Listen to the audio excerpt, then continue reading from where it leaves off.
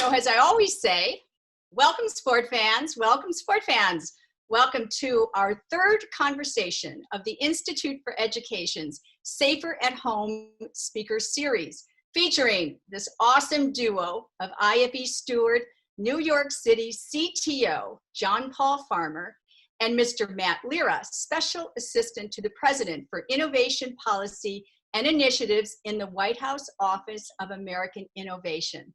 Hashtag IFE Online.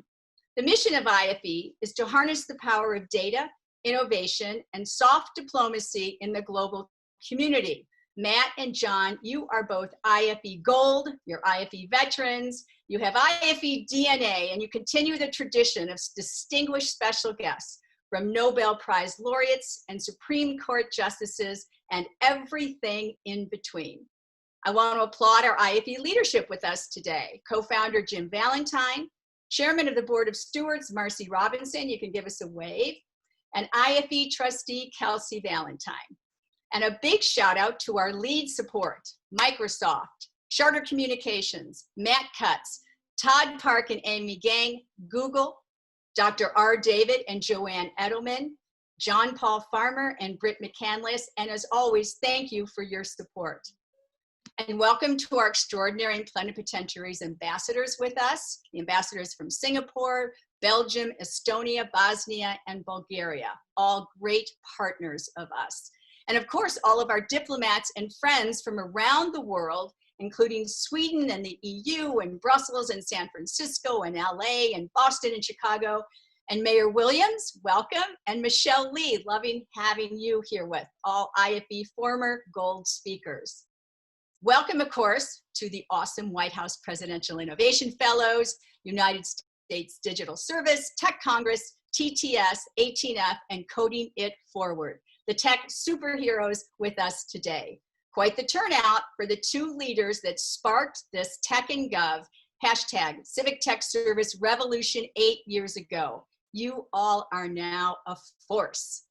IFE's free computer science at USC Coding Camp is in our 4th week of distance learning this summer. IFE has been leading the way for diversity with computer science at SC for 6 years running now. And welcome to Institute for Education's diplomatic steward, His Excellency, my great friend, Ambassador Dirk Wouters, from the Ambassador of the Kingdom of Belgium. Ambassador Wouters, why don't you say a word or two, please?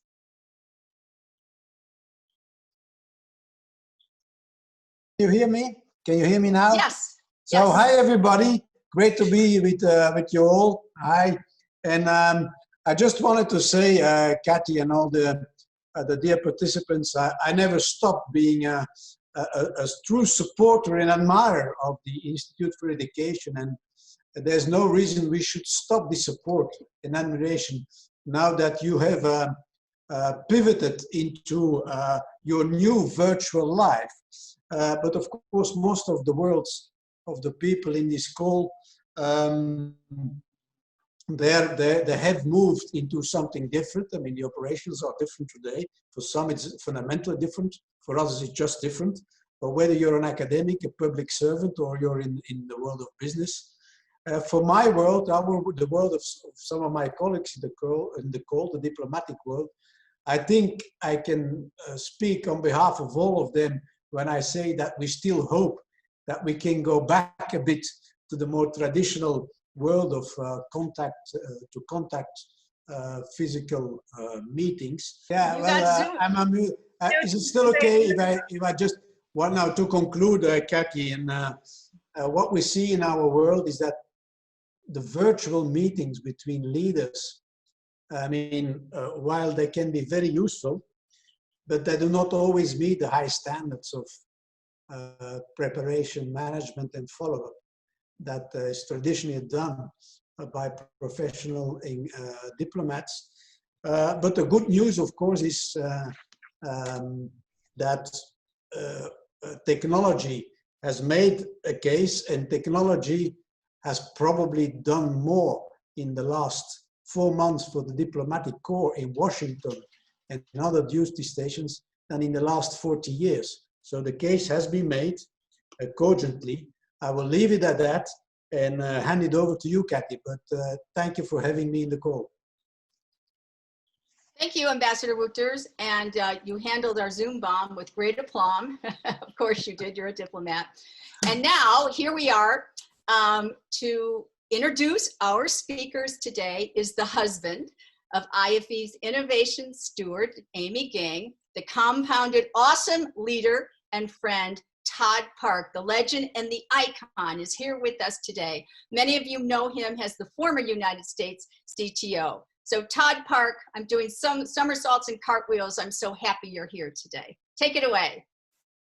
Coach, thanks so much for having me over. It's always a complete blast to hang out with you and the IFE crew. And it's my great pleasure to help introduce two remarkable Americans, Matt and John. I had the pleasure of becoming friends with both of them during the Obama administration. I'm a huge fan of them both. John worked with me in the White House Office of Science and Tech Policy, where he co-founded the Presidential Innovation Fellows Program. He then moved to Microsoft as their Director of Tech and Civic Innovation, and has now returned to the public sector and serves as New York City's CTO. John's been a friend of IFE, as Coach mentioned, throughout his career, and was honored with the IFE Distinguished Service Award in 2019. Since 2017, Matt has served as Special Assistant to the President for Innovation Policy and Initiatives at the White House Office of American Innovation. Previously, Matt has served as Senior Advisor to House Majority Leader Kevin McCarthy, Senior Advisor to House Majority Leader Eric Cantor, and in key leadership capacities on national campaigns. Matt was honored by IFE and 4 US CTOs spanning 2 administrations with the IFE Change Agent Award in 2018. And as one John and Matt buddy story, which I never get tired of telling, they were both instrumental in passing the Talent Act in 2017, which codifies into law the Presidential Innovation Fellows Program. Matt originated the law and got it passed through Congress, and John helped get it signed just in the nick of time. It was the last piece of legislation signed by President Obama, signed by him literally in the waiting room of the Capitol building, right before he went out to the inauguration of President Trump. Together, John and Matt embody bipartisanship at its best. Welcome, Matt and John. It's so great to see you, and thanks so much for doing this chat today. Well, thank you, Todd. Really appreciate that. And I have to say about both Coach and Todd, we all know that they're all-stars professionally in what they do, but they're just all-star human beings. And I think most of us know that too. That's why we're all here. And I think it's really cool that while we can't be in person in Washington, D.C. right now, we get to bring people together from all over the country, all over the world to have these conversations. And so I'm going to actually share my screen. And I'm going to show some I guess that won't be happening because the host has disabled participant screen sharing. Well, I was going to show you slides, and I was going to be the first person ever at an IFE event to use slides. But instead, if that's not possible, I can just talk through things. Elise, is that something that you can, is that something that you can allow? No. Let me see if I can make you a co-host. Does that do it? Yeah, I think that'll probably do it. There you go. Terrific. All right, breaking new ground, sharing a screen. Can folks see the screen? Thumbs up, yes, terrific. So I want to start by simply saying it's been a tough few months with COVID and the corresponding economic crisis. And we've had a lot of challenges in New York City, some best practices that have been developed and some lessons learned. So I want to start with just some remarks that walk you through what some of those things are. And then I'm looking forward to having a conversation with Matt and with all of you about this and everything else that's going on right now. So people usually start off, I'll skip this part. People start off by saying, what is the New York City CTO? What does a CTO do exactly? And I took this job about a year ago, and I came in to do a few things. I wanted to make sure that our community was future ready, that as the world is changing, we're changing with it, and to make sure that we're spreading opportunity broadly, not just to a few, but to the many. And so we use innovation, technology, AI, research, user-centered design, all of these things to do that. And the kinds of areas of work that we focus on are really 4 pillars. The first being universal broadband, making sure that everybody is connected and has access to education, to skills and opportunity, and increasingly to healthcare. Building on top of that with digital services that are user-centered, that are meeting people where they are, bringing government services to their fingertips, making people's lives better, making them easier, making them simpler. The third area is inclusive innovation, ensuring that we are not just opening up the door to everyone to participate in innovation, but we're going out and actively recruiting and collaborating with government agencies and folks who might not always think of themselves as quote unquote innovators, but also with communities, with people in neighborhoods that are too often overlooked and under-resourced, and working with those communities to understand what their needs are and help use technology and innovation to deliver. And finally, tech policy, because at the end of the day, the rules of the road help determine what kind of world we live in. And we at the local level have a role to play there, but obviously we have to work in collaboration with governments at the state and federal level too. So that's what we do. That's what the New York City CTO is. And obviously, when I came into this job with an idea of doing this kind of work, I didn't know exactly what 2020 was going to look like. But with COVID, we've been called to do rapid response, to help respond quickly, help the city stand up areas that it can do better, that it can communicate, that it can help people respond to this pandemic. So the first thing we had to do was talk to people. And we had to talk to people for a couple of reasons, to understand what they knew, what they didn't know, where the gaps were in information flow. And we're going back to March here. And one of the very first things we did was we said, we need a banner on every government website that allows people to click on it and get information about what the coronavirus is. So this is back when people just didn't really know. There's a lot of misinformation out there and wanted to get good factual information in people's hands. So put a banner everywhere. And that functionality had never been created before, but now it exists. And in future crises, future pandemics, that can be used at the touch of a button.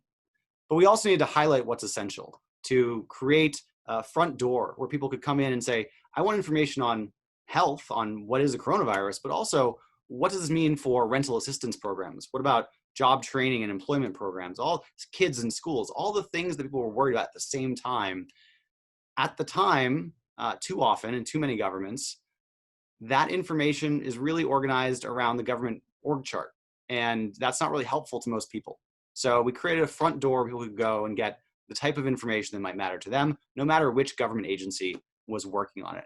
And it's really important to get this out quickly and to get this out everywhere at once. Second thing we did was we started thinking about how we manage data. The first example, I think best example of this is we all know that PPE, personal protective equipment, was in short supply, things like N95 masks. And we were asked to help go find these materials, but also then with materials coming in through donations, people actually transitioning their manufacturing to make PPE, and obviously the procurement efforts of the city itself. There were a lot of different channels of PPE coming in, but also then going out to various hospitals and healthcare systems that needed it. And so we had to figure out how to track this. It was messy. And we built what you see out here on this image, the NYC PPE dashboard. And that allowed leadership to be data informed, to understand close to real time where they were short, where they needed to focus their efforts. And that helped us get through the crisis. This dashboard approach was also used for isolation hotels. And we actually collaborated with a number of folks in the private sector who raised their hands and said, hey, I want to help. So we were able to bring in technologists to work with folks and agencies on isolation hotels, on test and trace, and the core people who are now doing that.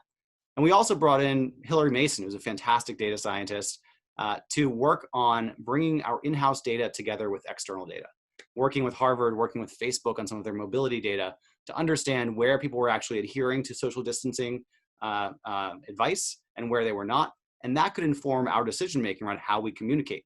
Which communities do we need to talk to? Is there a certain language that we're actually not getting information out in? And we need to do that because that community is not adhering to social distancing. That's obviously a risk for people in that community, but also a risk for the entire city and for our healthcare system. So managing data, a key thing we had to address. And then we had to focus on need.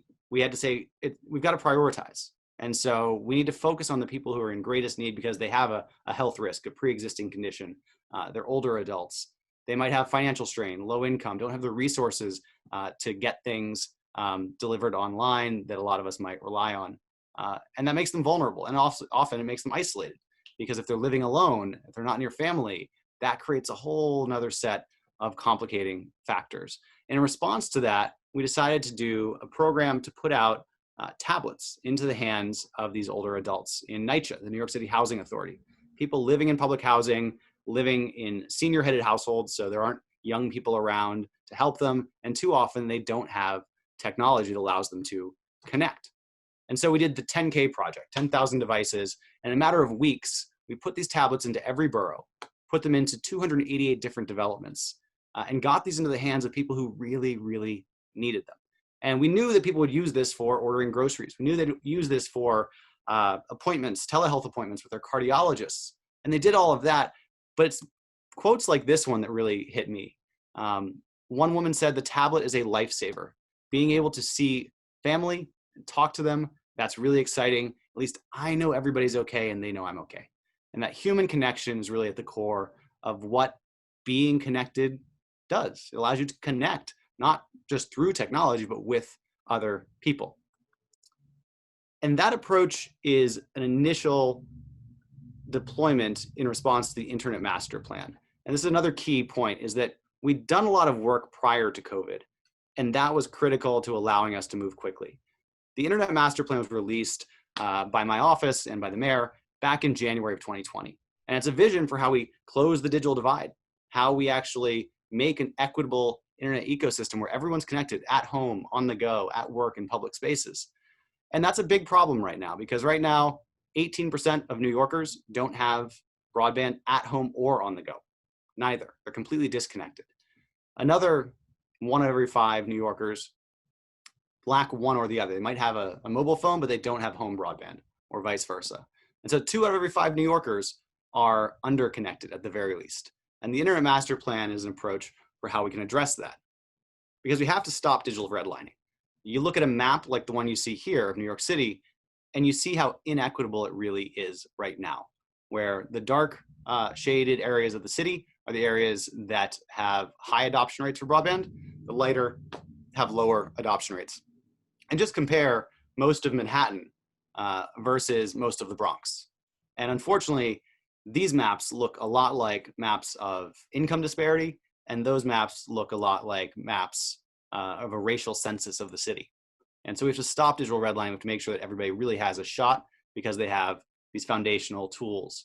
And the way to do that is by increasing choice. When you think about what is a competitive market, how you have a thriving marketplace, people really have choice, and there's pricing pressure on the companies to serve people well, you want to have a lot of different players providing options. And you look at this and you see that the vast majority of the city, vast majority of New York City has only 1 or 2 internet service providers. Now, it's not true for the Upper West Side of Manhattan or for Midtown Manhattan, but it is true for most of the rest of the city. And that's something that we simply have to address. And the way to do that are these 4 commitments that we made in the Internet Master Plan. Number 1, we committed to streamline and ensure that city processes actually work, that they work the way industry needs them to work, that they are streamlined and efficient.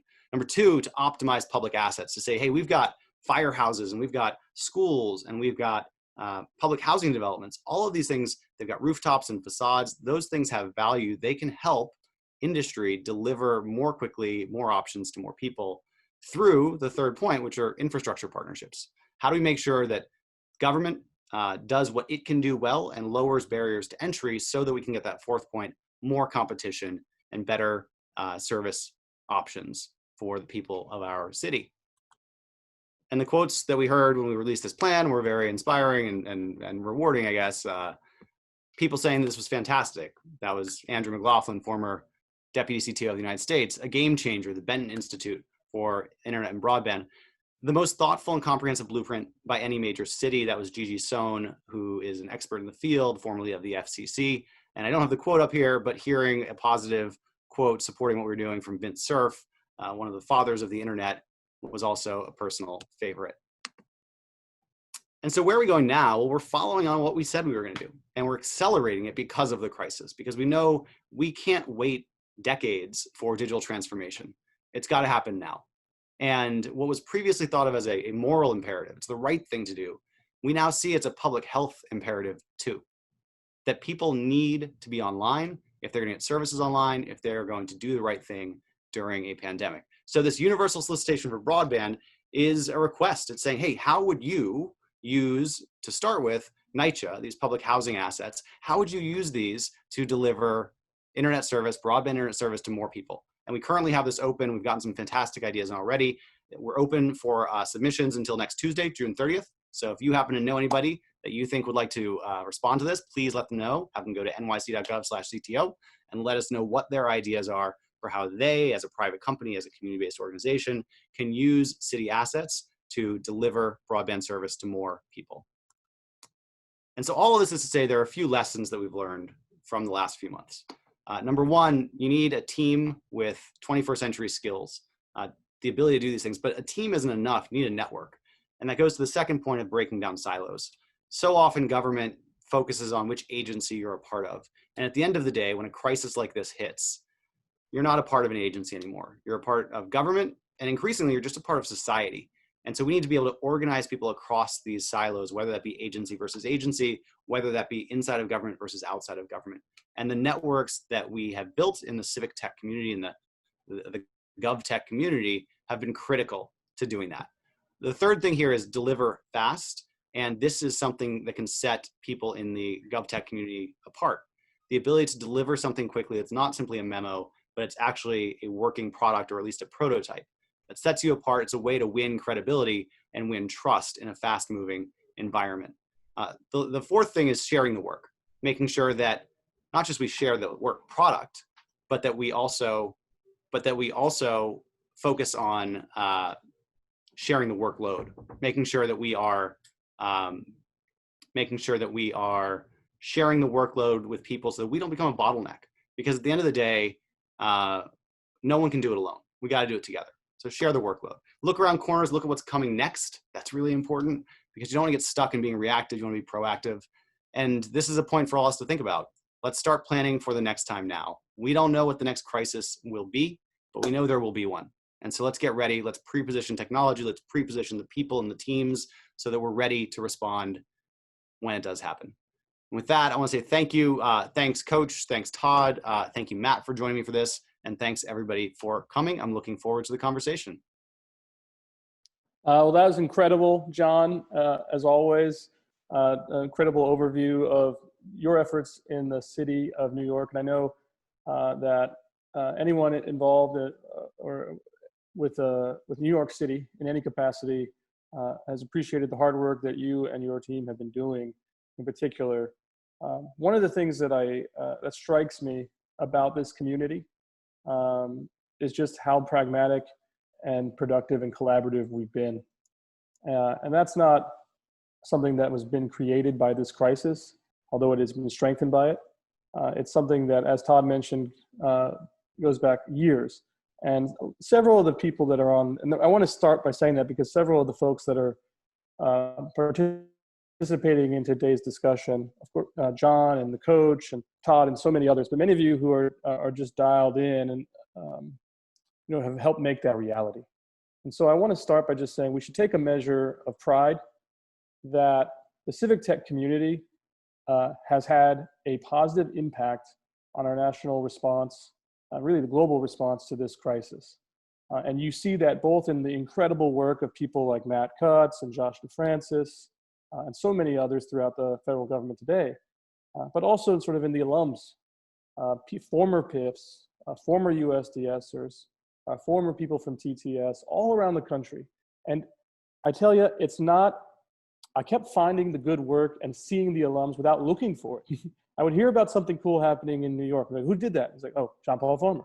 Or I heard about something cool happening in New Jersey. Well, who did that? Oh, someone who came from the PIFs and the USDS. I hear about something from Colorado, et cetera, et cetera.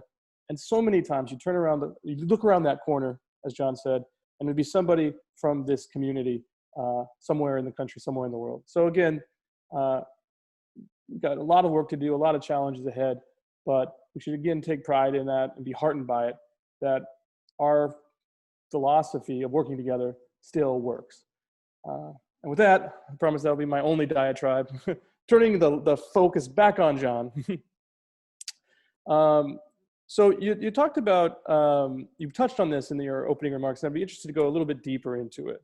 And as most of the folks on this call know all too well, it's oftentimes easier to determine the vision of what should be done or what could be done with emerging technology than it is to go about the hard work of implementing that, particularly inside, a large administrative system.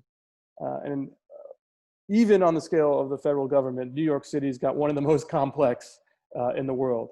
And so, what challenges have you encountered, and how have you, driven that change management in New York and built collaboration throughout the city? Yeah, good points all. And I just want to add, before I get to the question, I want to say you're totally right in terms of this. What is it? It's I don't know what to call it. It's a movement. The civic tech movement, this government technology movement, this tech and gov movement. It's everywhere. And so when you think about where we get good ideas, we were able to look at New Jersey, where they were a pioneer in building that front door for the variety of needs that people had during COVID, one of the first movers there, and they've inspired lots of others. You look at what Jen Palka and Andrew McLaughlin and Corey Zarek and others created with the U.S. digital response, creating a way to put technologists out there in the world who said, hey, I've got something to offer here. They raised their hand and they were able to connect to governments in a way that individually they wouldn't be able to, but the team made that happen. So all these people who've stepped up to do that has been really, really inspiring. In terms of the big challenges that we've found, it's always changing. The challenges today are different from the challenges that we ran into in March. The initial challenge was saying, we've got a government that is built in a certain way. It's got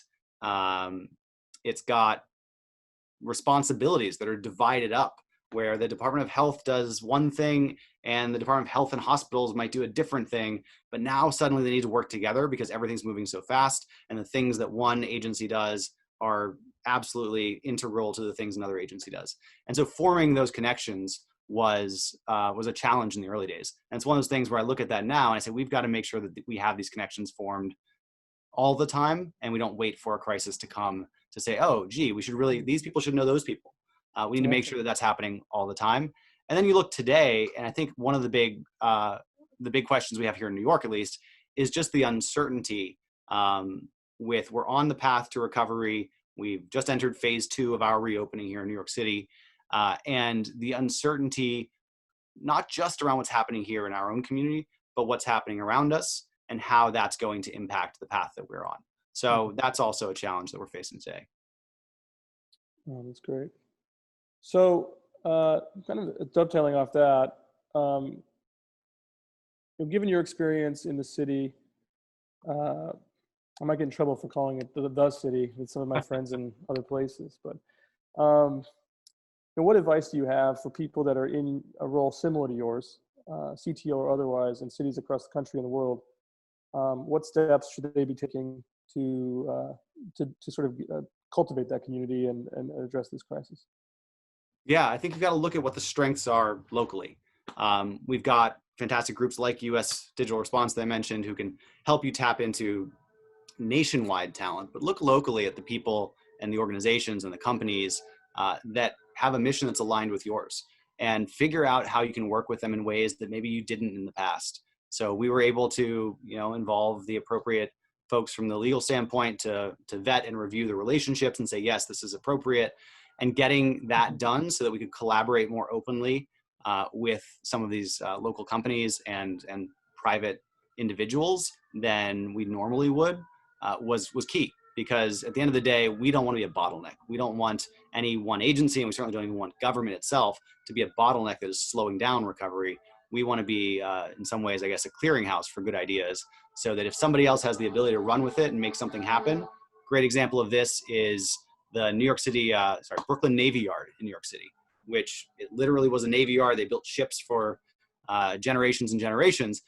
Well, now they are an advanced manufacturing hub, and they were able to take a bunch of companies there, and these are companies with 20, 50, 100 employees, not massive companies, and turn around their production to create PPE, to create face shields on just a matter of days' notice. And so tapping into what they could do, and not saying we're going to do everything ourselves, but making sure that their efforts and our efforts are aligned and are informing one another, that's a way that we were able to move forward together faster. Yeah, I would double down on that. I think it's been absolutely amazing and inspirational to see the mobilization of people throughout society, particularly in the earlier days of the crisis as we're just beginning to confront it together. And it was everyone from the leaders of, you know, the brand name companies you would expect, to, as you said, small businesses that were in, you know, 20-person companies. So Yeah. how can I help? And I'm what curious, can I Matt, do? if I can ask you a question, I mean, Of course. given your vantage point and the number of companies all around the country that have stepped up, are there any that stand out to you as an example of, wow, that was hugely impactful? That's the kind of thing that really made a difference and allowed the nationwide response to be better than it would have been otherwise. Yeah, so I'll start with the sort of caveat that you know, it's not like I have an omnipresent view of everyone who helped everywhere. So I don't want to anoint this anecdote as like the best in absolute terms. But something that I saw firsthand that really struck me was, as you saw and perhaps confronted, the legacy infrastructure that so many government institutions have for providing their services was strained, particularly in the early days of the crisis. And this affected federal, state, local. And those of us in the civic tech world, it's kind of like, you know, so it's not something that, you know, unfortunately was too surprising. And so we saw, you know, major technology companies go into the States, work with them in partnership with some of the folks that you mentioned that, you know, USDR and other places, USDS itself, even in some cases, working, and it's not necessarily the most headline grabbing work, but making sure that the server stays up, making sure that the unemployment assistance form works, is something that I think is an instance where people raising their hands, again, whether they be the CEO of literally a multinational corporation, saying, how can I help? Who do you need? To, again, just alums who are used to civic tech work and know how to navigate these challenges. There are instances across the country that really made a difference. And places, frankly, where some of the work that Todd and the whole team that was here, as well as the work that hopefully that we've been able to continue, worked. Some of the places where we were the most engaged over those years didn't crash, didn't go down, and they stayed up. And some of the places where we haven't gotten to yet, or that were the most resistant to some of these changes, you know, needed some additional help. So the general answer to that question is the thesis that has motivated so many of us in this work, I believe, has been validated, that this modernizing government isn't only about moving technology forward, which of course is important, but actually about ensuring that these services are able to be delivered. And in a world where they're exclusively dependent or near exclusively dependent on the digital delivery of that service, it became all the more critical.